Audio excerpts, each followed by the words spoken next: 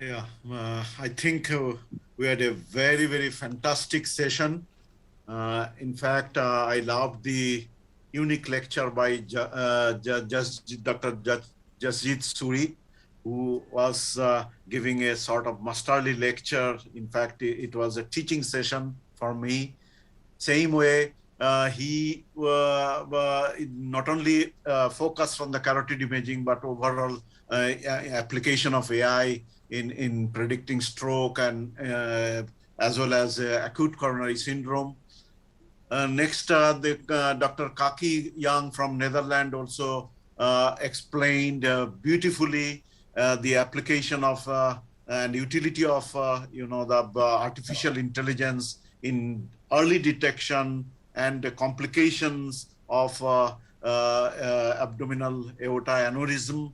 And also she highlighted about the very important aspect that are complications with the various interventional technologies that are applied in AAA. And lastly, of course, Ayman Aibaz has done the excellent job in demonstrating how AI can actually give a lease of life to the paralytic patients, and also the various, the spinal cord injury patients and spinal cord diseases. And really, we have been enriched by their erudite lecture. And I'm sure all of us will remember that AI is an augmented intelligence rather than artificial intelligence. It will not replace the doctors or nurses, but they will just help us in giving better care to the patient. Dr. Suri, please, your comment and final comments.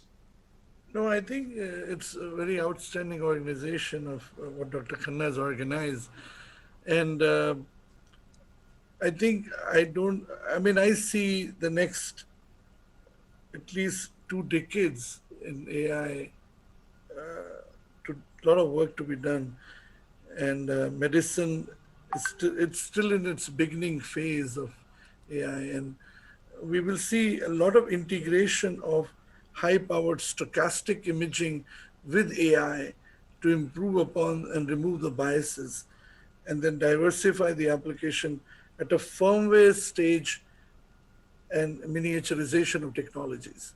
So 2 things will happen. AI will go a long way, and the miniaturization, which is already happening, and then bias and weaknesses will get removed over time as augmentation reality will come, and more augmentation of data will happen when the data is low, and more generalization will happen. So we have a lot of ways to go, but I think it's very, very interesting. And I see very powerful, platform here at Asia Pacific meeting, which is bringing a lot of new ideas and communications. Thank you. So thank you very much. And just to give you, right now we have 5,470 people actually watching this session. So this, you can understand kudos to Dr. Khanna. And thank you. This is the interest which is generated in AI, machine learning, and robotic. Even in our course on the last day with the ICE course, we are having a robotic PCI simulators. We have got it from Germany. So we have 25 doctors who are flying in from different parts of the country. They are all very senior and middle order cardiologists who would be coming and doing simulations for robotic PCIs and endovascular interventions. And also, I'm a little worried because we had to cancel this, make this hybrid meeting to online. Today, we just got a report that 108 cases tested positive for COVID in Delhi.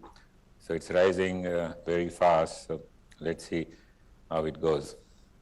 But during COVID time, we have seen the application of, telemedicine, AI, machine learning, how much we are dependent on it, and how much not only doctors, but even the patients are adapting and willing to adapt to these new technologies and new way of life.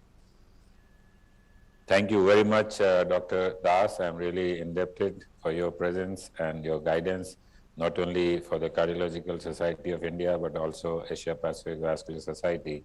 And always you have been on the leading edge, and and the newer technologies and newer thoughts in the organization. And we have seen the change in our own organization and under your leadership.